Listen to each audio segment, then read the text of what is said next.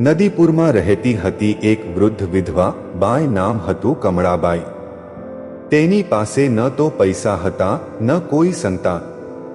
એક નાનકડી ઝૂંપડીમાં તે રહેતી અને ગામના લોકોની દયા પર જીવતી.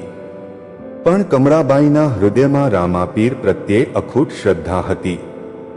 દરરોજ સવારે તે ગામના નાનકડા રામદેવ પીરના મંદિરમાં જઈ એક નાનો દીવો પ્રગટાવતી અને બાબાને પ્રાર્થના કરતી, હે રામાપીર, અમારા ગામને બચાવો, અમને ફરી જીવન આપો. એક રાત જ્યારે ગામ અંધારામાં ડૂબેલું હતું, કમળાબાઈને સ્વપ્નમાં એક દિવ્ય પુરુષ દેખાયો. ઘોડા પર સવાર, શ્વેત વસ્ત્રોમાં, તેમનો ચહેરો દીપ્તિમાન હતો. તેમણે કમળાબાઈને કહ્યું, કમળા, તારી શ્રદ્ધા મેં જોઈ. આવતીકાલે ગામની સૂકી નદીના કાંઠે જઈ ત્યાં એક ખાડો ખોદ. ત્યાંથી તમારું ભાગ્ય બદલાશે. કમળાબાઈની આંખો ખુલી અને તેનું હૃદય આનંદથી નાચી ઉઠ્યું. તેને ખાતરી હતી કે આ રામાપીરનો સંદેશ હતો. સવાર થતાં જ કમળાબાઈ નદીના કાંઠે પહોંચી. ગામના લોકો તેને જોઈને હસવા લાગ્યા. આ વૃદ્ધ સ્ત્રી શું કરવા જાય છે? રેતમાંથી શું નીકળવાનું છે? પણ કમળાબાઈએ ધ્યાન ન આપ્યું. તેણે નાનું ફાવડું લીધું અને ખોદવાનું શરૂ કર્યું.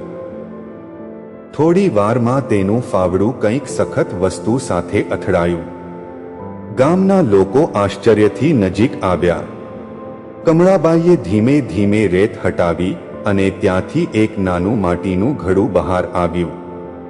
ઘડું ખોલતા જ તેમાંથી ઝગમગતું રત્ન દેખાયું, જેની ચમકે આખું ગામ પ્રકાશિત થઈ ગયું. પણ તેની સાથે ઘડાની નીચે એક નાનું છિદ્ર હતું, જેમાંથી ધીમે ધીમે પાણી નીકળવા લાગ્યું. ગામના લોકો આશ્ચર્યચકિત થઈ ગયા. આ પાણી નદીના સુકાયેલા પટમાંથી નીકળી આવતું હતું અને થોડી જ ક્ષણોમાં નદી ફરીથી વહેવા લાગી. લોકોની આંખોમાં આંસુ આવી ગયા. આ રામાપીરનો ચમત્કાર છે, તેઓ બોલી ઉઠ્યા. ગામમાં ખુશીનો માહોલ છવાઈ ગયો. ખેતરો ફરી લીલાંછમ થયા અને નદીપુર ફરી જીવંત બન્યું. કમળાબાઈની શ્રદ્ધાએ ગામને નવું જીવન આપ્યું.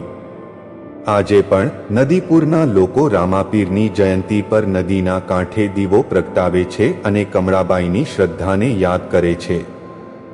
રામાપીરની આ કથા શીખવે છે કે સાચી શ્રદ્ધા અને દયાળુ હૃદયથી કોઈ પણ અશક્ય કાર્ય શક્ય બની શકે છે.